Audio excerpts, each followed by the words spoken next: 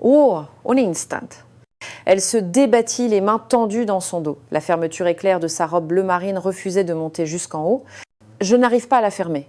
Je n'atteins pas toute seule. Tu veux que je t'aide ? À sa proposition prudente, Sophie hésita un court instant. Je suis désolée. Oui, je veux bien.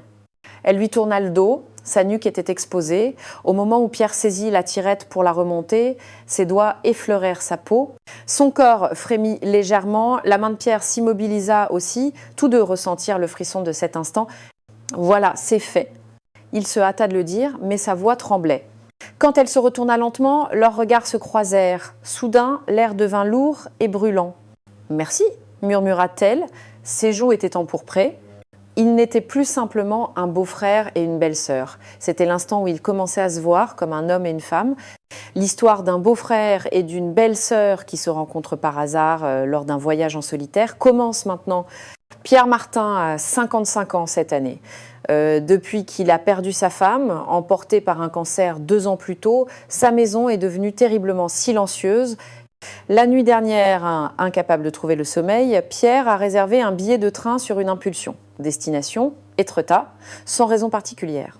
À 5 heures du matin, Pierre a préparé un simple sac et a quitté son domicile. En attendant le premier train à la gare Montparnasse, il s'est demandé ce qu'il était en train de faire. Mais il n'avait aucune intention de faire demi-tour. S'il restait à la maison, le vide laissé par sa femme lui semblerait encore plus immense.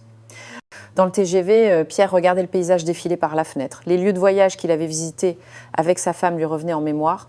3 heures plus tard, arrivé à la gare la plus proche, il descendit lentement du train avec son unique sac qui lui eut l'air marin et se dirigea vers la côte.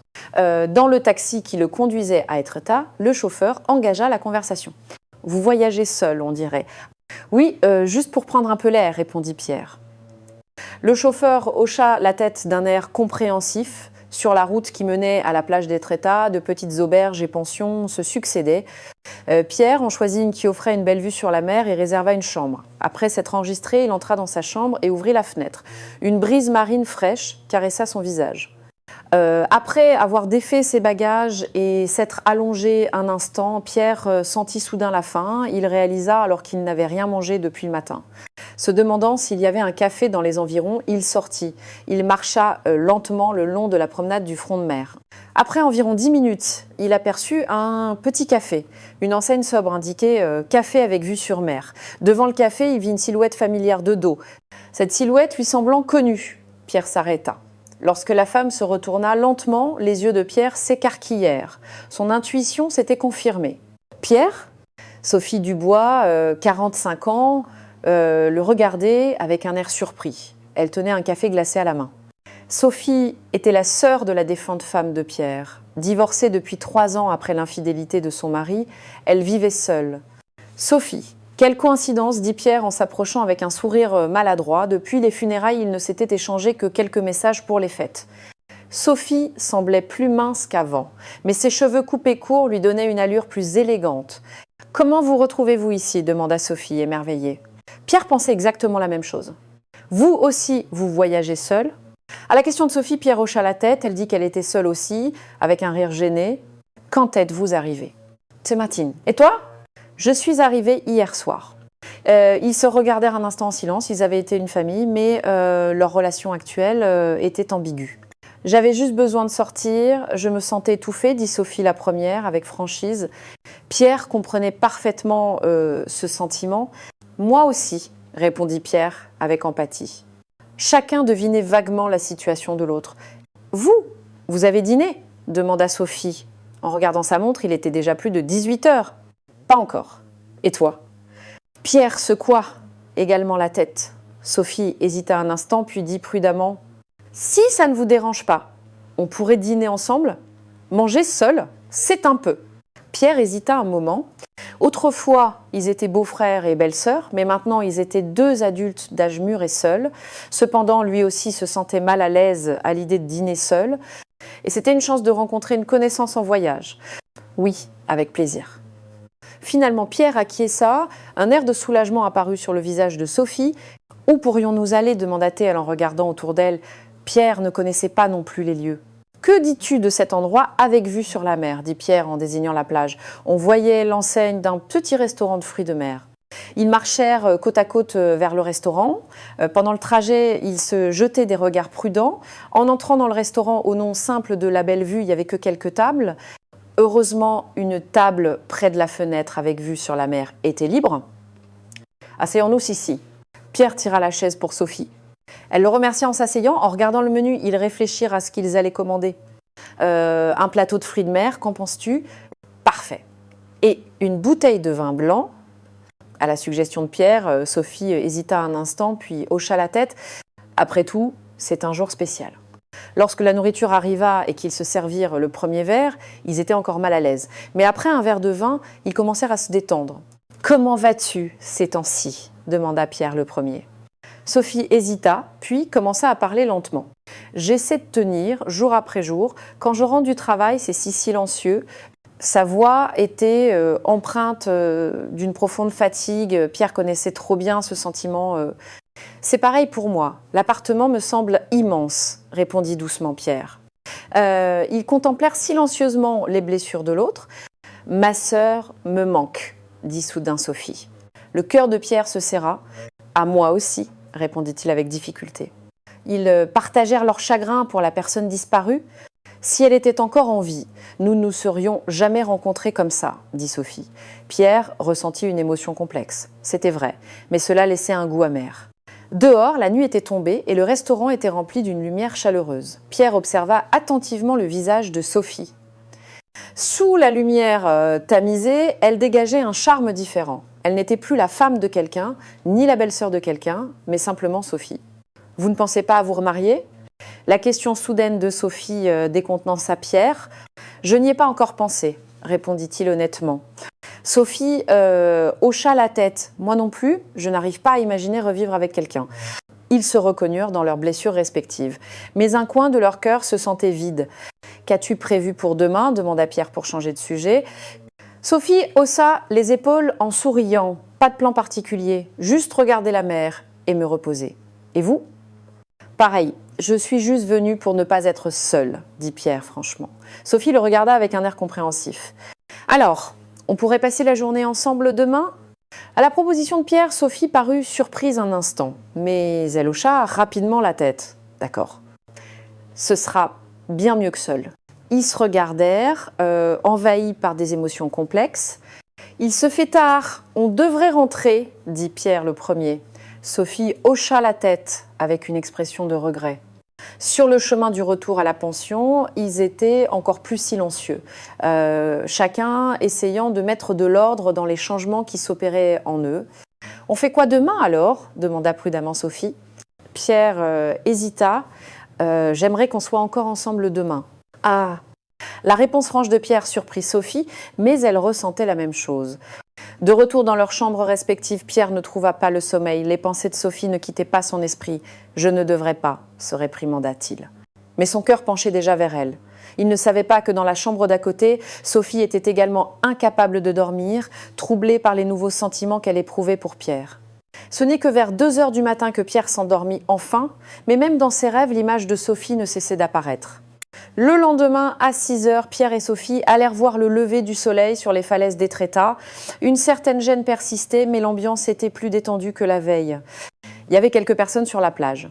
Pierre et Sophie trouvèrent un endroit calme et s'assirent côte à côte. « Ça fait si longtemps que je n'ai pas vu un lever de soleil », murmura Sophie en regardant la mer.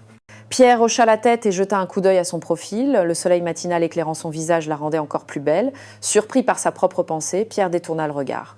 « Vous vous souvenez du dernier lever de soleil qu'on a vu avec ma sœur ?» demanda soudain Sophie. Pierre réfléchit un instant. « Le nouvel an de l'année dernière, on l'avait vu depuis une colline près de la maison. C'est ça. Ce jour-là, elle avait dit que cette année n'apporterait que de bonnes choses. » La voix de Sophie se brisa. Pierre lui tapota doucement l'épaule. Après le lever du soleil, ils prirent leur petit déjeuner dans un café voisin. Le matin, ils se promenèrent sur la plage en discutant. Après le déjeuner, ils visitèrent les environs du village. Sophie acheta un petit galet poli dans une boutique de souvenirs. « C'est pour mettre sur la tombe de ma sœur », dit-elle. Pierre se sentit ému et eut envie d'acheter quelque chose pour sa femme également. En passant l'après-midi ensemble, ils devinrent de plus en plus à l'aise. Ils se sentaient moins comme d'anciens membres de la même famille que comme de nouveaux amis. Pour le dîner, on pourrait aller dans un endroit un peu plus chic, proposa Pierre. Sophie accepta avec plaisir. Alors, je vais d'abord à ma chambre me changer, dit Sophie devant la pension. Pierre retourna également dans sa chambre pour se préparer. Après une douche, il enfila une chemise propre et attendit Sophie au lieu de rendez-vous 30 minutes plus tard. Bientôt, elle apparut complètement transformée. Sophie portait une robe bleu marine. Elle arrivait légèrement au-dessus du genou et mettait subtilement en valeur sa silhouette. C'était un changement radical par rapport à ses tenues décontractées habituelles. Elle était plus maquillée et ses cheveux étaient joliment coiffés.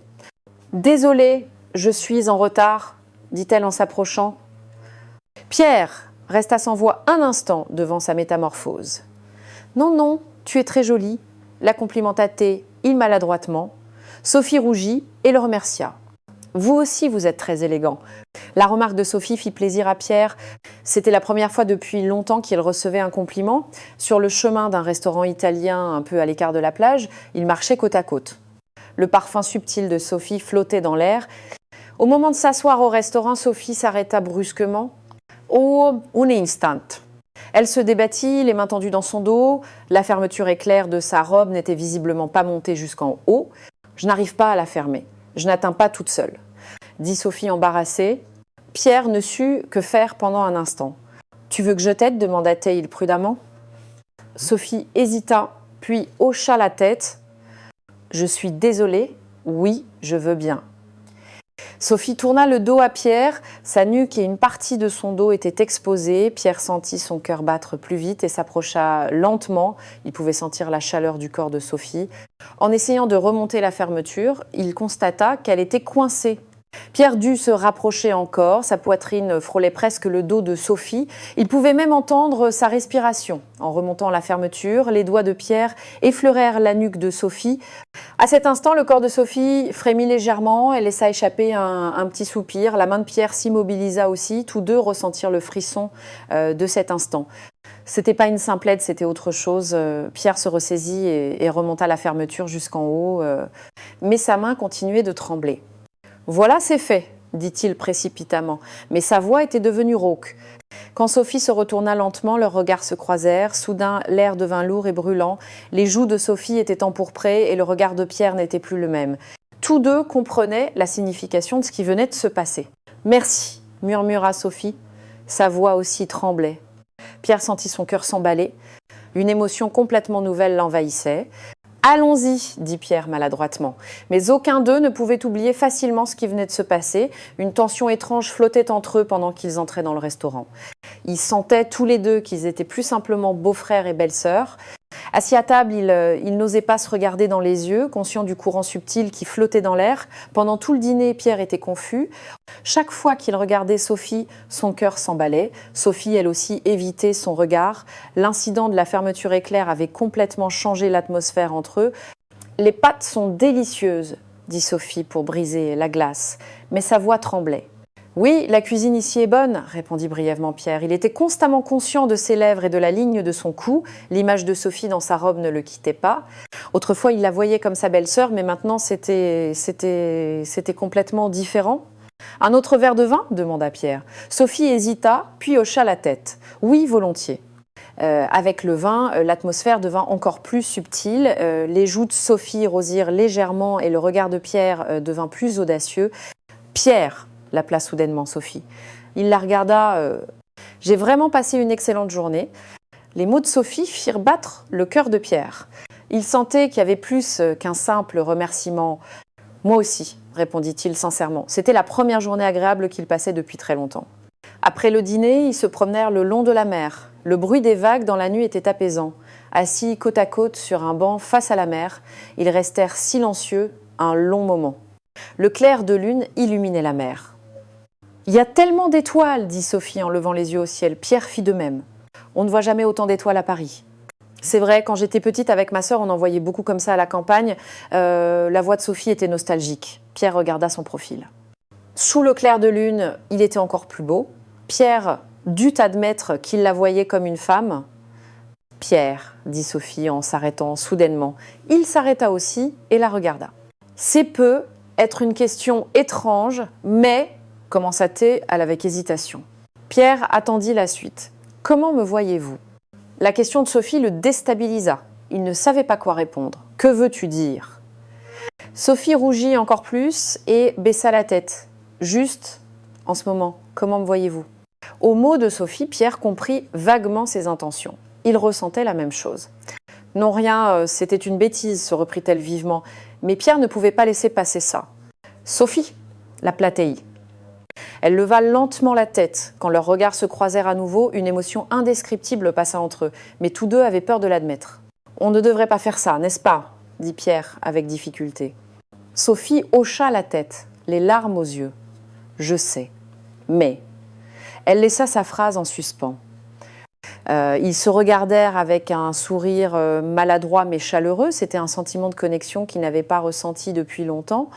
Sur le chemin du retour à la pension, ils marchaient côte à côte. La brise marine était fraîche. « On va voir le lever du soleil demain matin ?» proposa Sophie. Pierre accepta. « On se retrouve à 6 heures ?» D'accord, ma chambre est la 201. Moi, c'est la 203, juste à côté. Ils sourirent de cette coïncidence, ils se dirent au revoir devant leur porte. Merci pour aujourd'hui. Moi aussi. À demain. Après que Sophie soit entrée, Pierre resta un moment dans le couloir. Il était heureux d'avoir passé du temps avec quelqu'un. Le lendemain matin, ils étaient tous les deux mal à l'aise. Les traces de leur nuit d'insomnie et de réflexion se lisaient sur leur visage. Pierre s'était levé plus tôt pour marcher sur la plage, essayant de clarifier ses idées. Sophie aussi semblait fatiguée, mais elle était là dans le hall à l'heure convenue. « Vous avez bien dormi ?» le salua-t-elle. Pierre ne put répondre honnêtement. « Plus ou moins. Et toi ?» Pareil. Ils devinèrent l'état de l'autre. La nuit précédente les avait tous les deux empêchés de dormir. « On prend un café ?» proposa Sophie. Pierre hocha la tête et la suivit. Au café de la plage, ils s'assirent près de la fenêtre, mais la conversation ne venait pas. « Pierre » commença finalement Sophie. Il posa sa tasse et la regarda. « Je n'ai pas dormi de la nuit. » L'aveu de Sophie ne surprit pas Pierre. C'était son cas aussi. « Pourquoi ?» demanda-t-elle, tout en sachant la réponse. Sophie hésita puis prit son courage à deux mains. « À cause de vous. » La réponse franche de Sophie fit bondir le cœur de Pierre. Les sentiments qu'il éprouvait n'étaient pas unilatéraux. « Sophie » murmura-t-il, incapable de trouver les mots. « Je suis devenue bizarre » continua-t-elle, la voix tremblante. « Je crois que je commence à vous voir comme un homme. » L'aveu de Sophie laissa Pierre sans voix. Il pensait la même chose. « C'est devenu étrange depuis hier, quand vous m'avez aidé avec ma robe » dit-elle en rougissant. Pierre se souvenait aussi de ce moment. « On ne devrait pas » dit-il péniblement. Sophie hocha la tête, les larmes aux yeux. « Je sais, je me sens coupable envers ma sœur, mais je n'y peux rien. » Les larmes de Sophie firent mal à Pierre, lui aussi se sentait coupable. « C'est pareil pour moi » avoua-t-il enfin. Les yeux de Sophie s'agrandirent. « Te voir réveille des sentiments que je croyais endormis depuis 2 ans. » À la confession de Pierre, Sophie retint son souffle. Pour elle, qui était seule depuis si longtemps, c'était un immense réconfort. « C'est la première fois pour moi aussi depuis mon divorce, d'être aussi consciente de quelqu'un, » dit-elle d'une voix tremblante. Ils reconnurent leurs blessures et leur solitude mutuelle. « Qu'est-ce qu'on doit faire ?» murmura Sophie. Pierre ne connaissait pas non plus la réponse. Ils se regardèrent en silence pendant un long moment, confirmant leur solitude, leurs blessures et ce nouveau sentiment. « J'ai l'impression de rêver » murmura Sophie. Pierre ressentait la même chose. « Moi aussi, je ne pensais pas pouvoir ressentir ça à nouveau. » Sophie hocha la tête. « Ce soir » commença prudemment Pierre. Sophie attendit la suite. « Je veux être avec toi. » Les mots francs de Pierre firent rougir Sophie, mais elle ressentait la même chose. « Moi aussi » répondit-elle d'une petite voix. Leur destin semblait scellé à cet instant. Après avoir quitté le café, ils marchèrent sur la plage, désormais conscients l'un de l'autre. « Tu es sûr que tu ne le regretteras pas ?» vérifia une dernière fois Pierre. Sophie hésita, puis hocha la tête. « Non, je ne le regretterai pas. » Sa réponse le soulagea. Il ressentait la même chose. Toute la journée, ils passèrent du temps ensemble. Maintenant, ils se tenaient la main naturellement, comme un couple. Le soir venu, ils se regardèrent en souriant, remplis d'attente et d'excitation pour la nuit à venir. Ce soir-là, Pierre invita Sophie dans sa chambre. Tous deux savaient ce qui allait se passer. « Entre » dit-il en ouvrant la porte. Sophie entra en rougissant. Une fois la porte fermée, ils se tinrent là, maladroitement. Mais bientôt, Pierre s'approcha lentement de Sophie. « Tu es vraiment sûre ?» demanda-t-il une dernière fois. D'une main tremblante, elle prit la sienne. « Oui, je suis sûre. » À sa réponse, Pierre l'embrassa doucement. C'était la première fois depuis longtemps qu'il sentait la chaleur d'une femme. Quand Pierre serra lentement Sophie dans ses bras, il sentit son corps trembler. C'était la première fois depuis longtemps qu'elle était dans les bras d'un homme. Sophie aplatait en lui caressant les cheveux. Elle enfouit son visage dans son torse. « J'ai peur, mais j'aime ça », murmura-t-elle. Pierre la serra plus tendrement. Leurs lèvres se rapprochèrent lentement. Le premier baiser fut prudent et tremblant. Au contact de leurs lèvres douces et chaudes, un frisson parcourut leur corps. Leur longue solitude semblait fondre. La main de Pierre descendit lentement le long de son dos et elle laissa échapper un petit soupir. L'amour mature d'un homme de 55 ans et d'une femme de 45 ans commençait. « Laisse-moi descendre de ta fermeture », dit-il doucement. Sophie hocha la tête et se retourna. Contrairement à la veille, cette fois, il la descendit lentement, très lentement. À chaque centimètre de sa police qui se révélait, la respiration de Pierre devenait plus lourde. Lorsque la robe de Sophie tomba au sol, elle cacha sa poitrine avec ses bras. Mais Pierre la trouvait magnifique. « Tu es belle », dit-il sincèrement. Sophie, timide, se blottit contre lui. La chemise de Pierre fut déboutonnée. Ils explorèrent le corps de l'autre, apaisant leur longue solitude. Ils s'embrassèrent à nouveau, un baiser plus profond et plus ardent. Quand Pierre allongea Sophie, ses yeux reflétaient un mélange d'excitation et d'anxiété. Mais bientôt, son regard se remplit d'amour. Ils ne firent plus qu'un. Ce n'était pas l'amour passionné de la jeunesse, mais une communion profonde et intense. Pierre l'embrassa doucement partout et elle lui murmura « Pierre ». Leur soif de longue date semblait étanchée. Leur amour mature n'était pas pressé. Lentement, en prenant soin l'un de l'autre, ils atteignirent le sommet. Après l'amour, ils restèrent enlacés. Sophie avait la tête posée sur la poitrine de Pierre. « Tu ne regrettes pas ?» demanda-t-elle prudemment. Sophie secoua la tête. « Au contraire, j'ai l'impression de revivre. » À sa réponse, Pierre la serra plus fort. Ils passèrent la nuit ainsi, partageant la chaleur de leur corps. Jusqu'à l'aube, ils parlèrent, apprenant à se connaître plus profondément. Ce n'était plus un simple réconfort, mais la confirmation d'un amour véritable.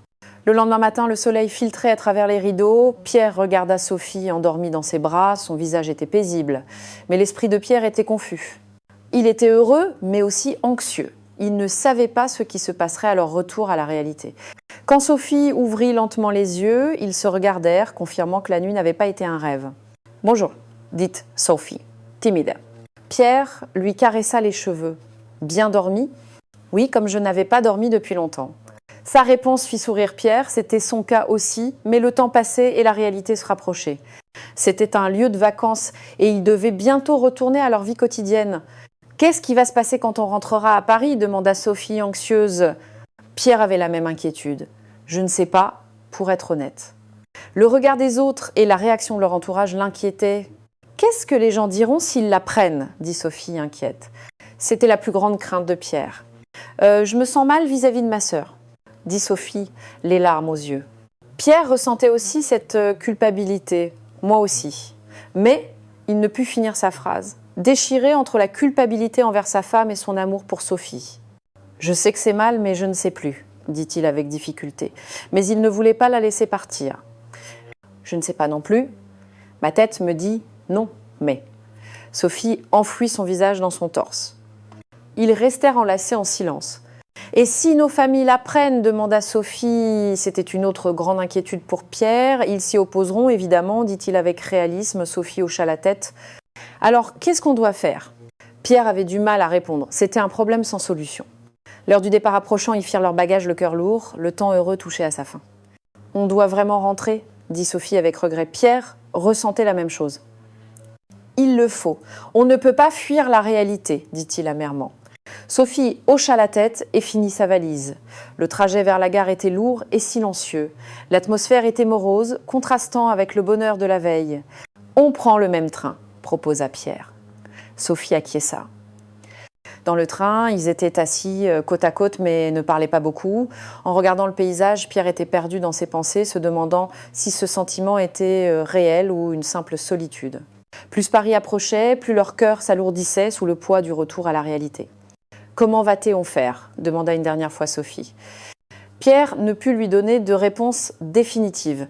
Arrivés à la gare Montparnasse, ils s'arrêtèrent devant les portiques. Ils devaient prendre des directions différentes. « Alors, au revoir », dit Pierre maladroitement.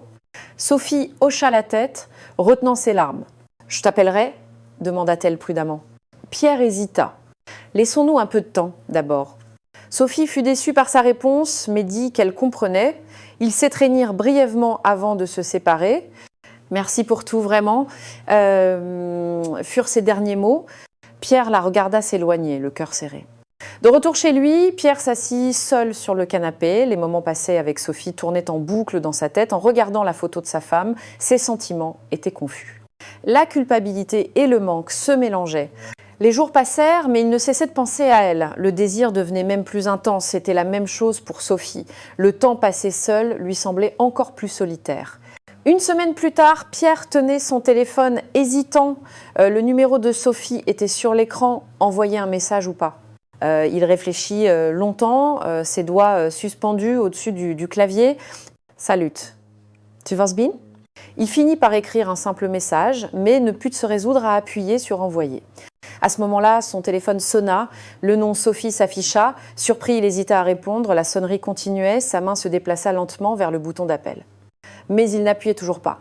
Que se passerait-il s'il répondait ? Il avait l'impression que revoir Sophie serait irréversible. La sonnerie s'arrêta puis reprit. Sophie rappelait, le cœur de Pierre s'accéléra. C'était la preuve qu'elle aussi pensait à lui. S'il répondait, que deviendrait leur relation ? Son choix déterminerait leur avenir. À la troisième sonnerie, le doigt de Pierre s'immobilisa au-dessus de l'écran. Répondre ou ne pas répondre ? Le conflit faisait rage en lui. Dehors, le soleil se couchait. Un magnifique crépuscule, comme l'annonce d'un nouveau départ. Pierre prit une profonde inspiration et se décida. Son doigt toucha lentement l'écran. L'histoire d'aujourd'hui s'arrête ici. Que deviendra le destin de ces deux personnes ? Quel choix Pierre devrait-il faire ? N'hésitez pas à partager vos avis dans les commentaires.